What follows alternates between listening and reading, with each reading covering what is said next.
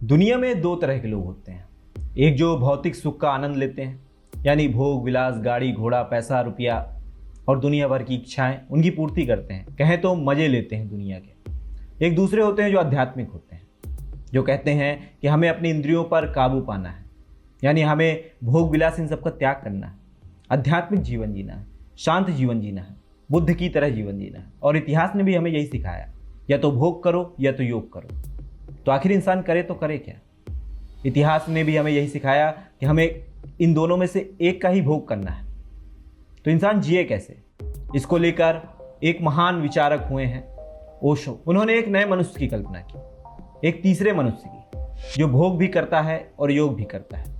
वो जीवन के मजे भी लेता है और सुख भी प्राप्त करता है, यानी आत्मा और शरीर दोनों को ही सुख देना, दोनों को ही आनंद देना, दोनों को ही मजे देना, ये सिखाते हैं ओशो। तो आज हम ओशो और उनकी शिक्षाओं के बारे में बात करेंगे कि आखिर उन्होंने इस समाज को क्या दिया, पश्चिमी जगत क्यों उनका प्रेमी था, वो ऐसी क्या बात कह गए जो आज भी बहुत अधिक प्रासंगिक है। इंटरनेट पर हजारों वीडियो भरे हुए हैं, आज भी उनके लाखों फॉलोवर हैं, उनकी कही बातें आज भी आपके जीवन में है। मैं आज आपको उस ओशो के बारे में बताऊंगा जो आपके व्हाट्सएप नोटिफिकेशन में है, जो आपकी डेली की जिंदगी में, जो 9 to 5 जॉब में है, जो परिवार की उलझनों में है, जो रिश्तों की जद्दोजहद में है, जहां से आप एक शांतिपूर्ण जीवन जी सकते हैं, अपनी आत्मा और शरीर दोनों को सुखमय बना सकते हैं और इस सुख को भोग कर इस धरती से जा सकते हैं। तो ओशो ने जो बातें कही, आज हम उसके बारे में बातें करेंगे। तो चलिए शुरू करते हैं।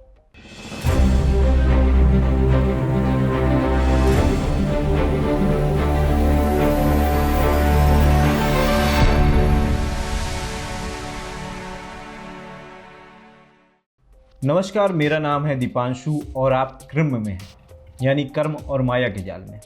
और आज हम बात करने जा रहे हैं ओशो की। ओशो ने जो शिक्षाएं दी, ओशो ने जिस नए मनुष्य की कल्पना की, वो था जोरबा द बुद्धा। जोरबा एक ग्रीक नोवेल का कैरेक्टर था जो दुनिया भर की सुख सुविधाएं लेता है और अंदर से भी आनंदपूर्ण होता है। द बुद्धा का मतलब होता है जिसने अपनी चेतना को जगा लिया, जो जीवन के रस को पा चुका हो और दुनिया भर की भोग विलास और चीज़ों को त्याग चुका। इन दोनों को मिलाकर एक नए मनुष्य की कल्पना की ओशो ने, जिसे उन्होंने जोरबा द बुद्धा नाम दिया। इसमें इंसान समाज की उलझनों, अपने रिश्तों और दूसरी चीज़ों के बीच सामंजस्य बैठाता है और जो उसकी आत्मा है, जो उसका मन है, जो दुनिया भर की चिंताएं हैं, उनसे निकलने की वो प्रयास करता है। इस सुख को पाने का जो उन्होंने तरीका बताया वो यही था। हालांकि प्रमुख तरीका यही है कि मेडिटेशन हमें करना है। इसको लेकर उन्होंने एक नई संकल्पना दी।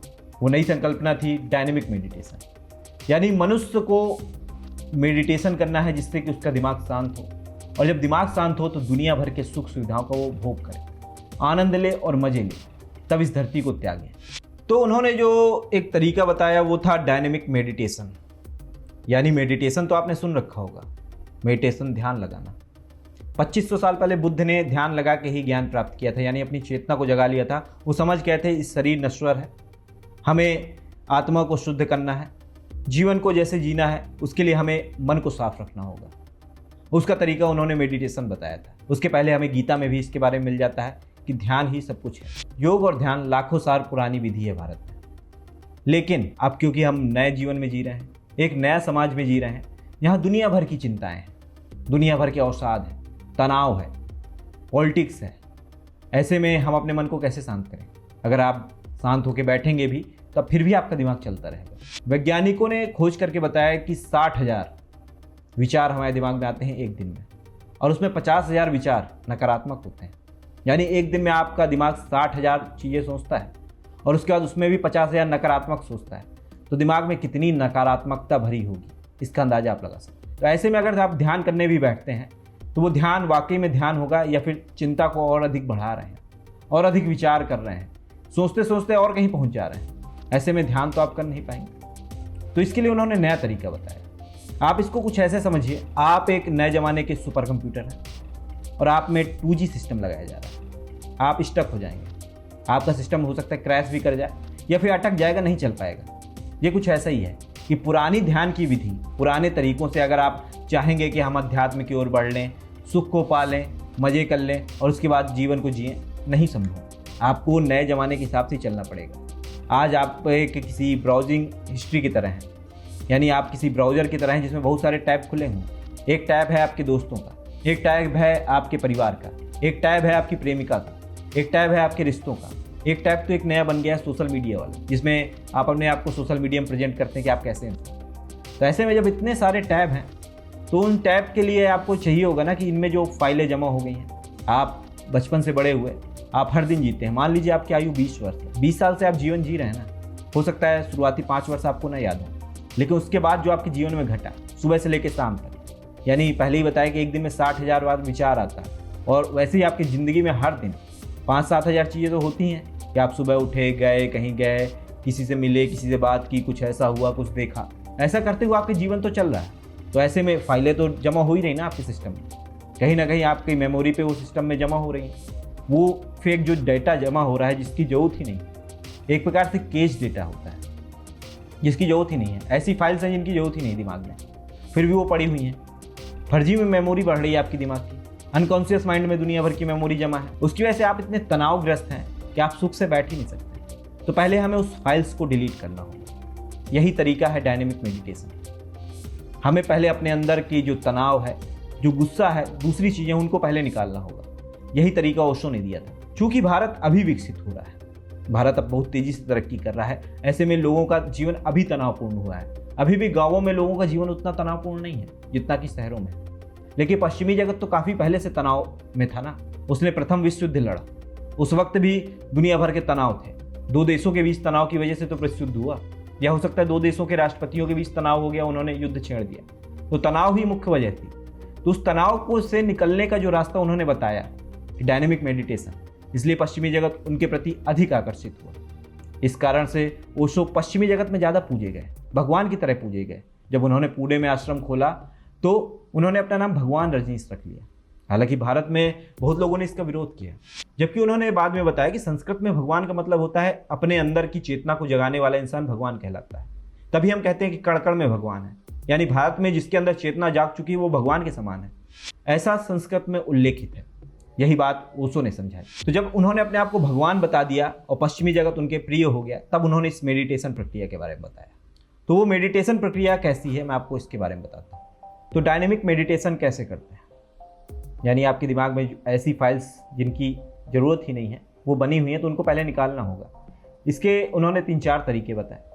तो पहला तरीका है तेज तेज सांस लें, यानी आप बहुत तेज़ से सांस अंदर लेंगे, उसके बाद तेज़ी से बाहर छोड़ेंगे। तो आपका दिमाग जो होगा वो थोड़ी देर के लिए शून्य पड़ेगा। यानी आप जैसे दौड़ लगाते हैं तो थक जाते हैं, तेज़ तेज़ हाँफने लगते हैं, ऐसा ही कुछ है कि तेज़ी से आपको करना है। इससे आपका दिमाग शून्य पड़ेगा। आपका मन थोड़ी देर के लिए जब शांत होगा तब आपको ध्यान लगाना है। ये बिल्कुल शुरुआती प्रक्रिया है। अगर इसमें भी नहीं हो रहा, आपके अंदर तनाव बहुत अधिक है, एनर्जी बहुत अधिक है, क्योंकि मनुष्य का शरीर एक मशीन की तरह होता है, आपने सुना होगा, जिसमें हम पेट्रोल रूपी खाना डालते हैं तब वो शरीर काम करता है। तो गाड़ी में भी धुआं निकलता है, एनर्जी बाहर निकलती है। अगर कोई कंप्यूटर सिस्टम काम करता है तो उसमें पीछे हवा निकलती रहती है, पंखा आपने देखा होगा लगा होता है। कोई सॉफ्टवेयर या बड़े सर्वर हैं तो उनको भी ठंडा रखने के लिए पानी डालना पड़ता है। तो अगर हमारा शरीर भी मशीन है तो उससे भी एनर्जी निकलती है ना। तो उस एनर्जी को शांत करना होगा पहले। तो उस एनर्जी को शांत करने के लिए आपको अपने अंदर की एनर्जी निकालनी होगी, जो बची कुची खराब एनर्जी। तो उसका जो दूसरा तरीका है वो ये है कि हम तेज तेज चिल्लाएं या तेज़ी से रोएं, तेज़ी से हंसें, ऐसे कृत्य करें, किसी पे गुस्सा जाहिर करें। तो हालांकि ऐसा करते हुए लोग, कई सारे लोग जब ऐसा करेंगे तो वो पागलों की तरह नजर आएंगे, और भारत में उन्हें पागलों की तरह ही देखा गया। लेकिन पश्चिमी जगत ने इसे बहुत ही अच्छा माना। उसने भारत में आके यही सारी प्रक्रियाएं की। आप ओशो के पुराने वीडियो देखेंगे तो उसमें लोग ऐसे ही झूमते हुए दिखाई देंगे, चिल्लाते हुए दिखाई देंगे, पागलों की तरह दिखाई देंगे। वो पागल भी कई बार अपने अनुयायियों को कहते थे। तो जो ये दूसरा तरीका है, इसको पहले अपने अंदर से, भीतर से जब अपने अंदर का गुस्सा निकाल देंगे तब आपका दिमाग शांत होगा। फिर आप मेडिटेशन करें, फिर आप ध्यान लगाएं। अगर ऐसे भी नहीं होता है तो एक तीसरा तरीका है, अपने शरीर और मन को थका दें। यानी जो म्यूजिक है उसकी बीट्स पर डांस करें। जब आप डांस करेंगे आपका शरीर थकेगा, शरीर थकेगा तो मन भी थकेगा। उसके बाद ध्यान लगाना है। ये तीसरा तरीका उन्होंने बताया। इसके अलावा और भी तरीके हैं, कुंडलिनी मेडिटेशन है और दूसरे तरीके, वो आप गूगल पे जाके या दूसरी तरह से सीख सकते हैं। और आपका जीवन जैसा है उसके लिए उन्होंने अन्य और तरीके बताए। तो कुल मिलाकर उन्होंने ध्यान लगाने का एक बिल्कुल नया तरीका बताया। यानी आपका जो जीवन आज चल रहा है, आज के समय में जो तनाव है, पहला तनाव अलग होता था, पहले का जीवन, लोगों के जीवन अलग था। 500-700 साल पहले जाएंगे तो समस्याएं दूसरी थी और इतनी विकट समस्याएं भी नहीं थी जितना तनाव भरी समस्याएं आज की तिथि में। ऐसे में नए तरीकों को आजमा कर अगर ध्यान लगाएंगे तो आपका दिमाग शांत होगा। जब दिमाग शांत होगा तो आप इस शरीर का भोग करिए, आप सुख सुविधाओं का लाभ उठाइए। आपकी चेतना अगर जागृत है तो इसके मजे लीजिए। तो ऐसा करना ओशो ने सिखाया था। अब बात आती है प्रेम और सेक्स की। ये ओशो का सबसे विवादित अध्याय था, यानी मीडिया ने उन्हें तो सेक्स गुरु तक का तमगा दे दिया। उन्होंने हालांकि इसको लेकर जो बताया वो आपको जानना चाहिए। वो ये था कि उनका कहना था कि भारत में जो विश्व आज तक गुरु हुए हैं, जो आज तक ऋषि हुए हैं, उन्होंने कहा है कि हमें इंद्रियों को वश में करना है। ऐसे में उन्होंने भोग विलास त्यागने की बात कही, उन्होंने शरीर को ढकने की बात कही, उन्होंने कहा कि हमें संभोग से दूर जाना है, हमें अपनी शारीरिक इच्छाओं को मानना है, हमें इंद्रियों को वश में करना है। वो खाली संभोग ही नहीं था, वो आपका कुछ खाने का मन हो सकता है, आपका कहीं घूमने का मन हो सकता है, या दूसरे तरह के मन है, उसे मार कर हम अध्यात्म की तरफ बढ़ें। आपने देखा होगा भारत में साधु हैं, ध्यान करते हैं, दुनिया भर की चीज़ें त्याग देते हैं, पर ओशो ठीक विपरीत थे।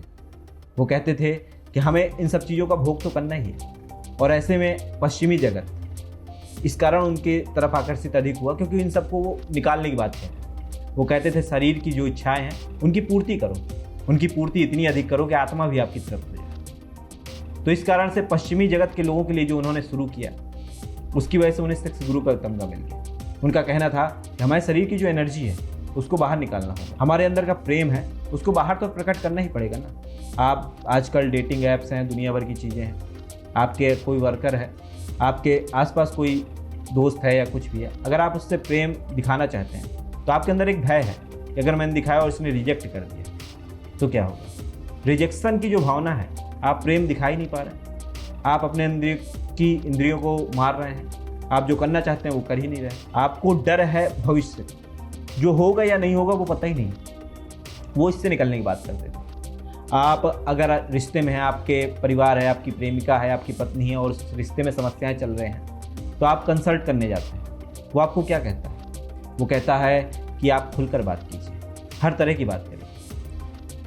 तो ओशो भी तो ऐसे ही कहते थे, वो यही कहते थे कि अपने अंदर की इच्छाओं को निकालिए, जो मन में है वो बताइए, खुलकर बात कीजिए, अपनी सारी एनर्जी है जो उसे दबाने की जरूरत है उसे बाहर निकालने की जरूरत है, शरीर को सुख दो जिससे कि आत्मा भी सुखी हो। कुल मिला के हमें अपने दिमाग में ऐसे हार्मोन्स जनरेट करने हैं जो हमें सुख दें। उनकी जो किताब थी संभोग से समाधि, वो इसी के ऊपर है कि हमें जीवन का आनंद कैसे लेना है।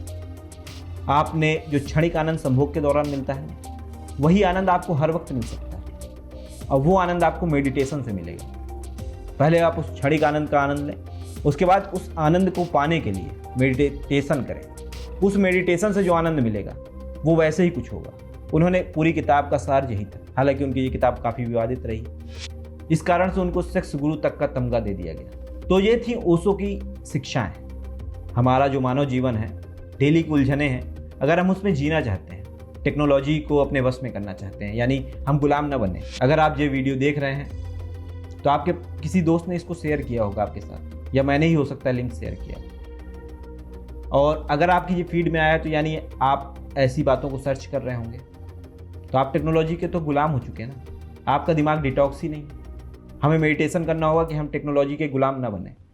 डिटॉक्स करने से ऐसा होगा कि हम नई चीज़ें सोच पाएंगे, हम नया कर पाएंगे, हम अतीत में नहीं फंसेंगे, तब हम कुछ कर सकते हैं। तो यही ओशो की मूल शिक्षा थी कि हमें मेडिटेशन से अपने जीवन को आरामदायक बनाना है, और पुरानी मेडिटेशन की पद्धतियों को बदलकर नई पद्धति जो उन्होंने दी उसके थ्रू हमें करना है। हालांकि समय समय पर मेडिटेशन की नए नए तरीके और आते गए हैं। सदगुरु हों या दूसरे विचारक, वो नई नई चीज़ें लेके आए हैं कि ध्यान लगा के हम अपने मन को कैसे शांत रख सकते हैं। हमें अपने मन को शांत रखना है, आत्मा को तृप्त करना है और शरीर का भी भोग करना है। हमें सुख सुविधाओं का लाभ उठाना है और उत्सव मनाना है। हमें गरीबी का गुणगान नहीं करना है।